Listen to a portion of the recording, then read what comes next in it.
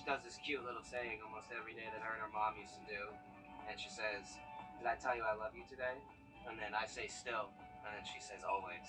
So it's just a cute thing that happens pretty much daily. Even just before, I'll just be about to fall asleep and she wouldn't have said it that day, and then she says it, and it's adorable. Forever means it all, means everything.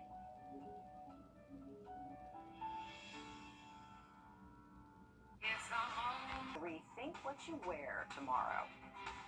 But first, developing this evening, a lawsuit details the allegations of a former Evans High School student against this man, former Evans High School teacher Scott Hooker.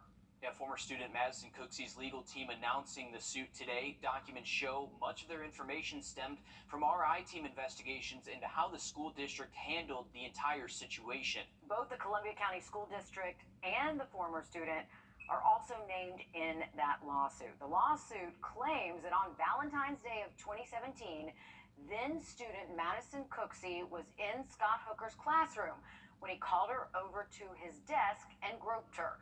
Despite reporting this immediately, the lawsuit claims Hooker was allowed to continue working at Evans High School. The lawsuit also states former Superintendent Sandra Caraway was aware of Hooker's questionable interactions with females. News 12's I-Team uncovered reports about Hooker being arrested on suspicion of sexual battery while working as a teacher in Burke County as well. Hooker is currently out on bond and has a trial set for August 21st. Thanks, Anthony. New today, a groom whose wife was killed in a DUI crash hours after his wedding, now filing a lawsuit. The crash happening earlier this month in Folly Beach, South Carolina. The suit accuses the driver, 23-year-old Jamie Komorowski, of having a booze-filled day of bar hopping, and the businesses that she went to had an obligation to not overserve her. At the time of the crash, authorities say her blood alcohol level was 3 times the legal limit. The attorney representing the groom and his family say this serves as a painful reminder to never drive under the influence. Honestly, the message and the family wants this same thing. If there's anything positive that can come out of this tragedy, it's use this as an example. We all can share responsibility in combating drunk driving. Talk to your friend, talk to your employees. Don't let your employees do this. Don't encourage your employees to do this. And the family wants to emphasize they are not looking to crucify any person or business, but get to the bottom of what happened and try to prevent something like this from happening again. It's common knowledge nowadays that the country is facing a teacher shortage, and it's no different here in our area. That's why today Columbia County Schools held a signing day with aspiring teachers to help fill in the gaps. News 12's Nick Veland has the story. Behind me, the Columbia County School District gathered to give out scholarships, sign the next generation of educators, and celebrate teachers for completing their first year within the district. Pen to paper as 50 students signed their letter of intent to become educators. Columbia County's teaching as a profession pathway has grown over the past 4 years to all high schools to be included, getting the amount of students to sign the day. Post-college graduation, these students will be an automatic interview with the district. Some could soon be a part of the other group celebrated today as first-year teachers with Columbia County. Luke Yelton was announced this year's Rookie of the Year and talks on what this profession means to him. I have this blessing. I am impacting the future of our world. I mean, I'm teaching students who are going to do anything one day and everything. I teach doctors, I teach lawyers, I teach future teachers, I teach students who will be in every profession. And so just to wake up and realize that God has blessed me with that opportunity every day. And coming up all new on News 12 at 6 o'clock, I'll dig deeper into how school districts are looking to retain their teachers and if it's working. In Columbia County, Nick Veland on your side. An update now to the deadly mass shooting in Atlanta a couple weeks ago. All 4 surviving victims of that shooting are now out of the hospital. On May 3rd, a 24-year-old suspect allegedly opened fire inside a medical center in Midtown, killing 1 woman and setting off an hours-long manhunt for the suspect. Now the 4 women injured, they are back with their families and recovering. The suspected gunman faces charges of murder and aggravated assault. Well, it's not just at the gas pump. Power companies are feeling inflation too. They really are. Joshua Skinner shows us how their pain is about to be passed on to you and what options we have. A price hike is coming to Georgia. Starting June 1st, most users will see their bill jump by about $16. The reason for the jump?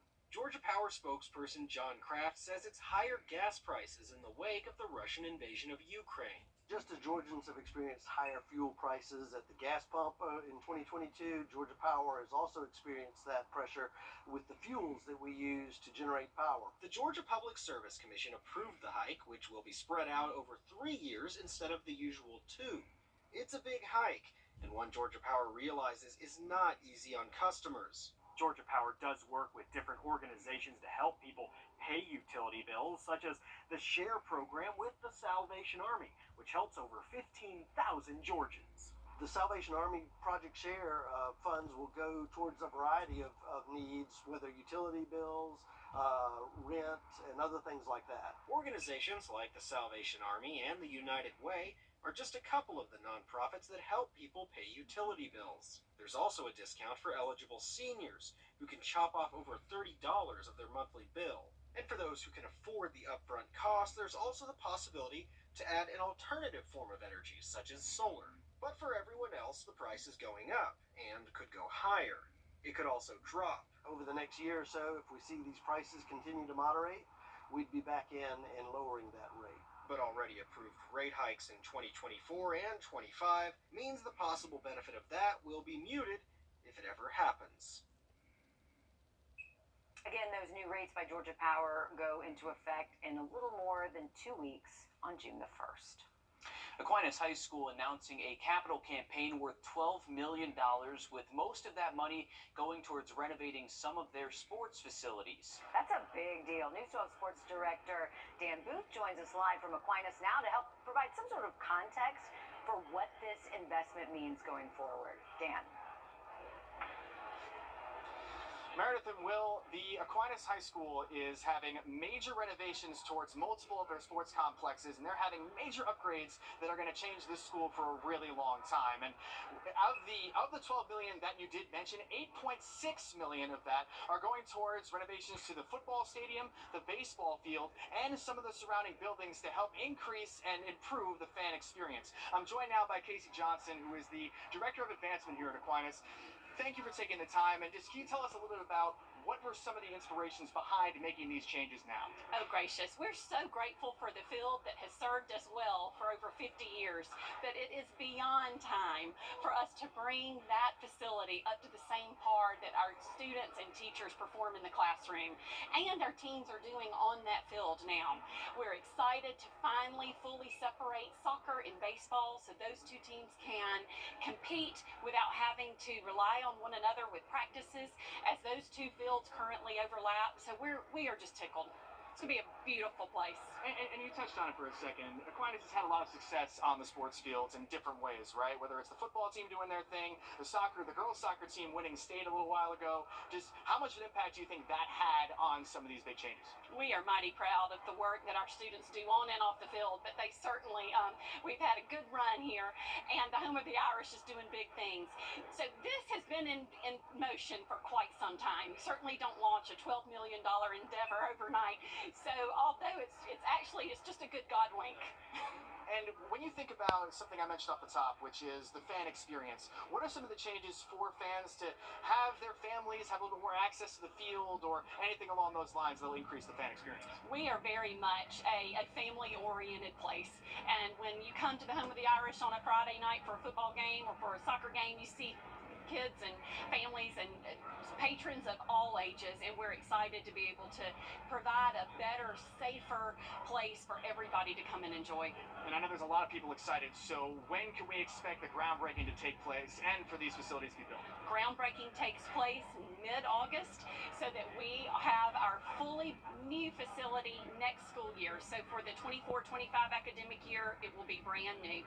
Casey, thank you so much for your time once again. And at about 6:15, we're going to hear a presentation about these facilities, so we're going to have more information as the night goes on. But until then, reporting from Aquinas High School, Dan Booth on your side. Big news for the Fighting Irish. Thank you, Dan. Local students are creating murals out of storm drains. Look at this. Goshen Elementary was one of 7 public schools in Richmond County where students put paintbrush to pavement. We caught up with some fifth graders who painted a mural. The program is designed to teach students about the water cycle, Augusta's water ecosystem, and our role in keeping storm drains clean. If there's trash going in the water and stuff, it can lead through the drains to go to the lake, and the lake can lead to the ocean, which causing all like sea turtles and fish to die because they're gonna be eating plastic or something, or it's gonna get wrapped around the thing and it can kill them. Words of wisdom there. The Storm Drain into Mural program was created by City of Augusta Engineering and Environmental Services, the Greater Augusta Arts Council, Finney Center for Water Sciences, and the Richmond County School System. A community effort there. Yeah, but I mean, those kids, they know what they're talking about. Good for them for saving the environment. And it's pretty creative drawings on there, too. Yeah. I really like how they use the storm drain covered as like a rock in the pond, and then you get the little ripples that are kind of moving. You can see it there. Street Kind of art. Moving out. Street art. Pretty cool stuff.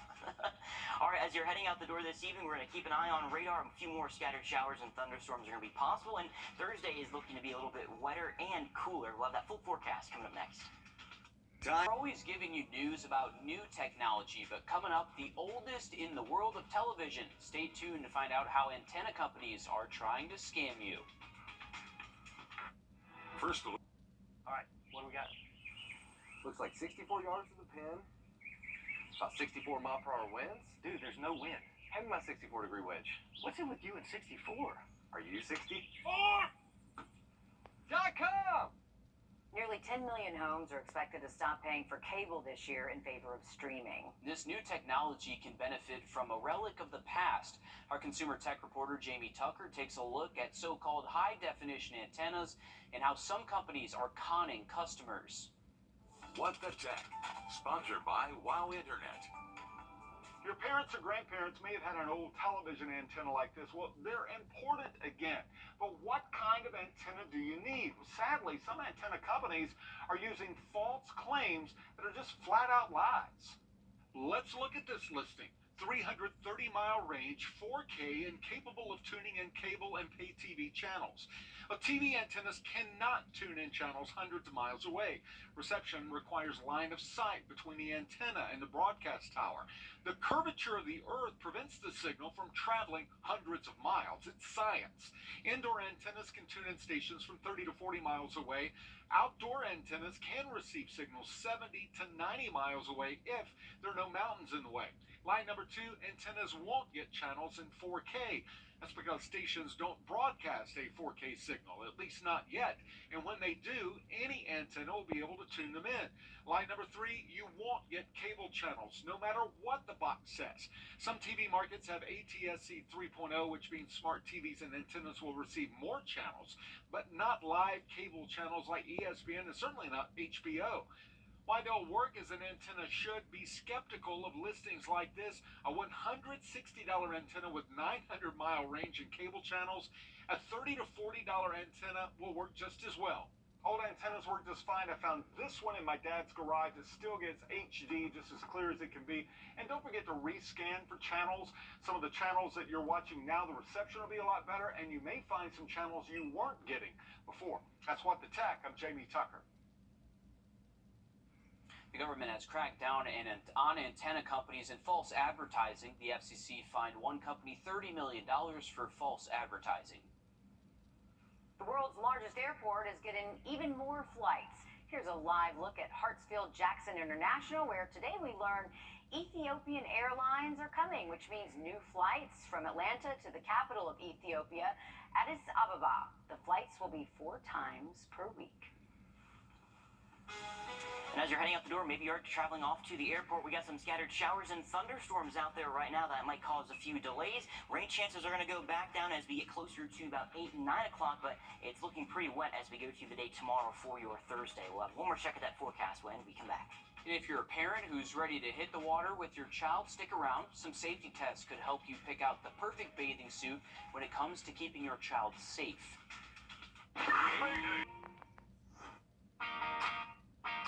It's Memorial Day at Wrdw's Furniture and Mattress Showcase. When you buy more, you save more on anything you want. Mattresses, bedrooms, living rooms, dining rooms, and home offices. All with savings up to $2,000. When you buy more, you save more, and it's happening now at Wrdw's Furniture and Mattress Showcase. Hurry in now to see everything is on sale. In stock and ready for delivery.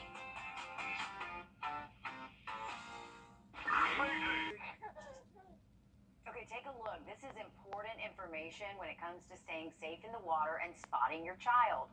2 tests were done in pools, on a dark bottom and a light bottom pool. Another test was done in lake water, with the swimsuit being submerged about half a foot and a foot and a half in the water. In every scenario, bright and contrasting colors were the best, like neon yellow, green, and orange. Experts say the tests are helpful for families as they pick out swimwear this season, especially for children. Oh, yeah. An important season coming up, and we're hoping everyone can stay safe too. Yep, could save a life. This is a great way to do that. Yeah, just make sure you're always getting those brighter colors. That seems like the more obvious choice there versus getting like a dark blue or like a black color, especially if you're going up to the lake. That the water there is a little bit more murky, so brighter colors definitely the way to go. And you know, it might feel like it's one of those days where you want to get up to the lake. It's a little bit sticky out there.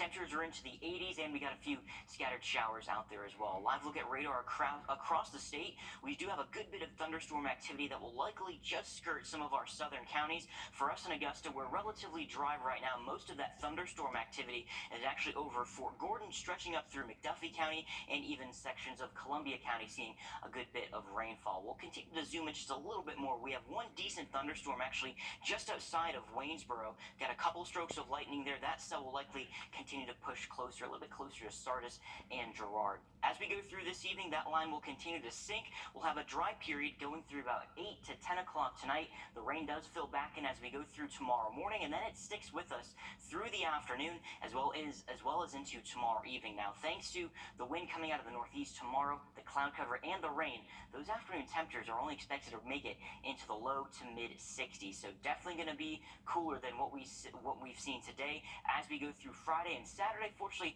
those rain chances are going to stay relatively low. Those temperatures warming back up, 84 degrees going through the day on Saturday. All right, thanks, Anthony. That's all the time we have, but stick with us. We have much more news, weather, and sports coming up after a short break on News 12 at 6 o'clock. We'll see you then.